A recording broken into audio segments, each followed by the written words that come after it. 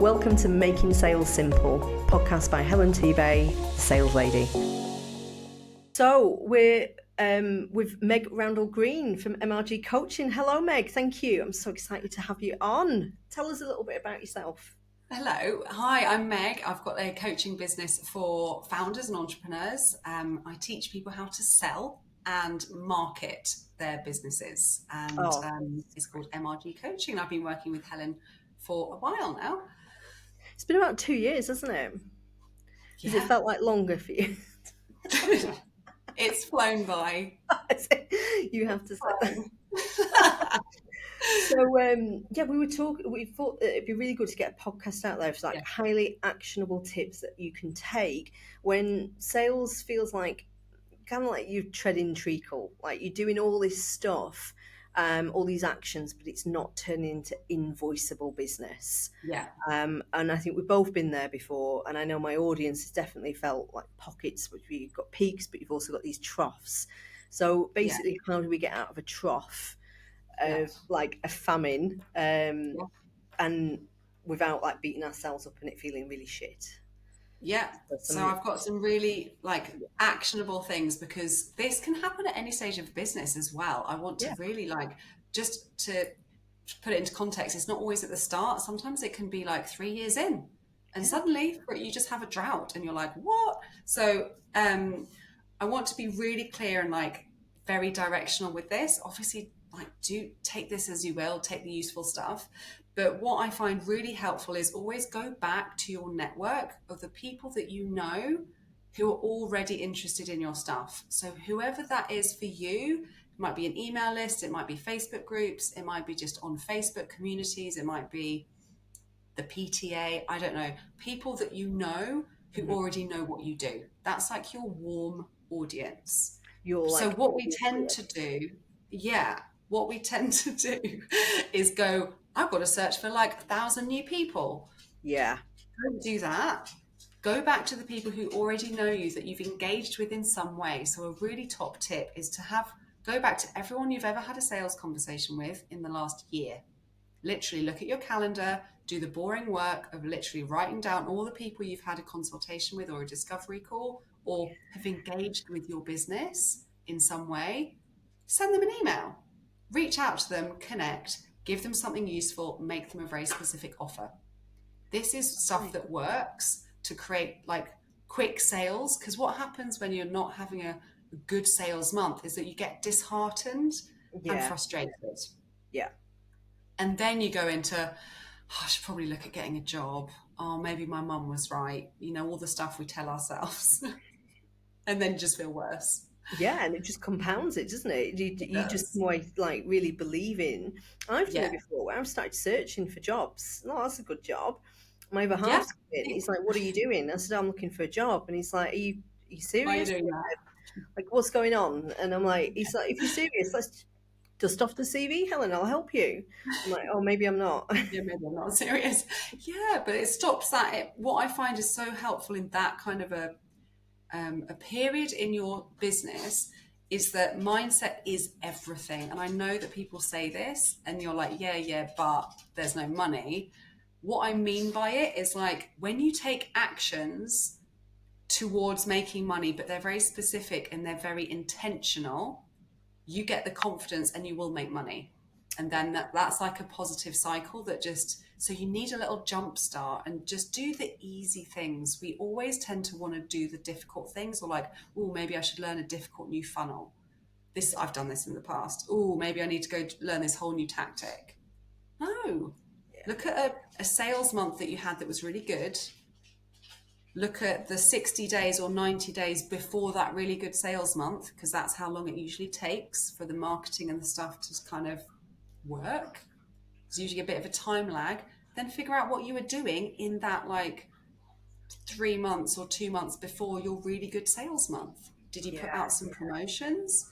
Did you network a bunch more? Did you speak to loads more people? Were you doing loads of one-to-ones? Did you have an offer? And then do the same thing.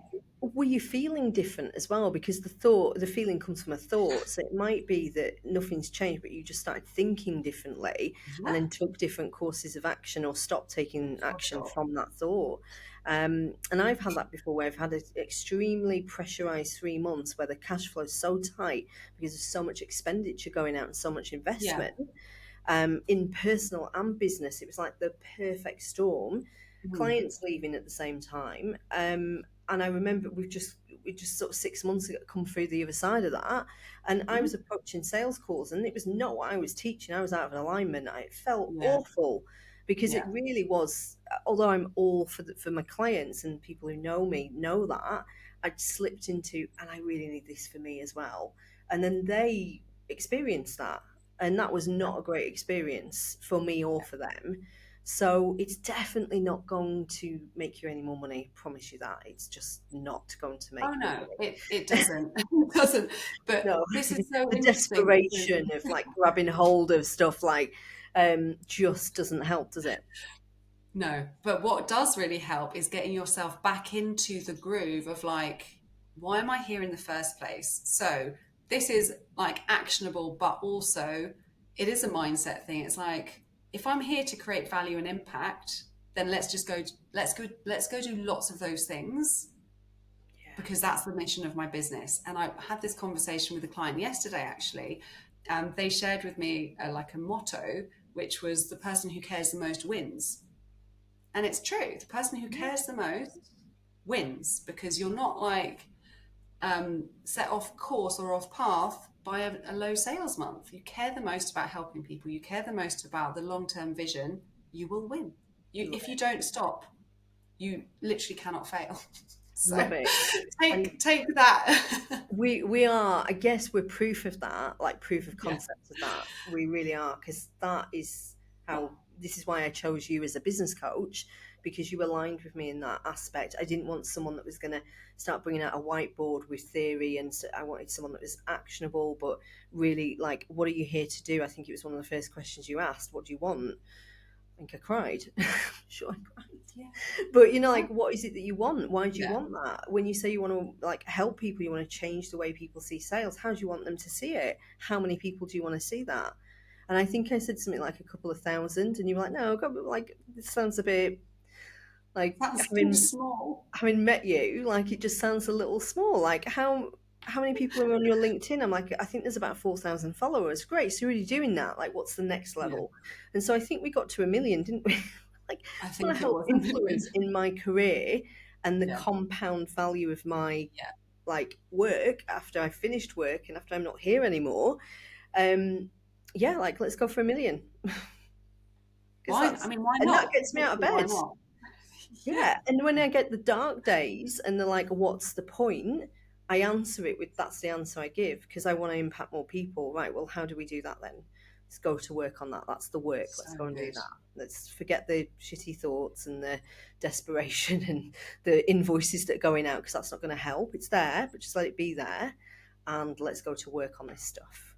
And That's that's so what good. we've done. That's what I've seen you Yeah. do. That's what, and the people that are really super successful from a success, quote unquote, but Mhm. that you deem as successful, look at what they're doing, and it's likely that creating massive impact and community is somewhere at the heart of Yeah. it. Yeah. Because you can't, you actually just, so this is, I mean, not to get off topic too much, but you cannot create a lot of money if you don't create a lot of value. Like you can, but it will all go away super quick. Yeah, So to create lasting impact and value for you as the business owner, you have to create lots and lots and lots of value that lasts and the quality of that value to your customer. love it. That's the important thing. It's not what you think is valuable. I could sit here and be like, I think people need X, Y, Z. And then I could go out to the market and no one could buy it because they'd be like, we don't think that's valuable. Yeah, So when you're responding, so that's why I really like if you're in a bit of a sales slump, just go speak to your customers and your clients and ask them what they would like and then give them what they would like and charge them money for it. do you know, it sounds really simple, but it is, it's Yeah, that simple. it is that simple. Yeah, I love it. And you can do that like bespoke, you can do it for a bunch of people, you can do it for 20 people, or you can do it for 5. Make stuff up is my general philosophy, but make it good. Make it Yeah. up, then make it really good for the person who's buying it. Oh, I love that.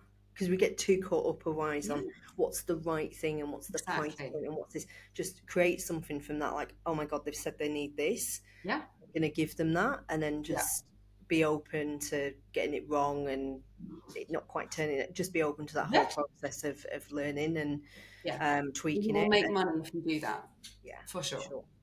Yeah, love it. Fantastic. So just to summarize, like, mindset matters. 100% what you're thinking and telling yourself and what you're feeling creates the results that we are experiencing, creates our whole experience as well.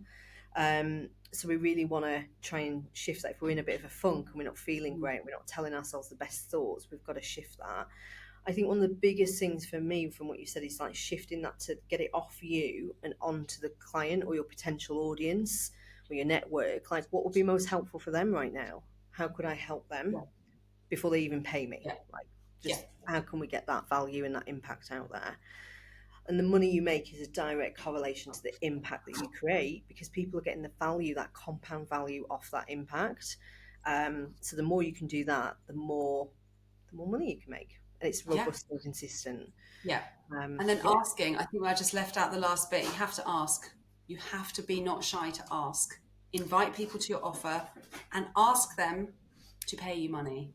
Again, it's such a valuable step that we often forget. People don't do it. They're like, I've written 100 social media posts. And I'm like, what did you ask them to do?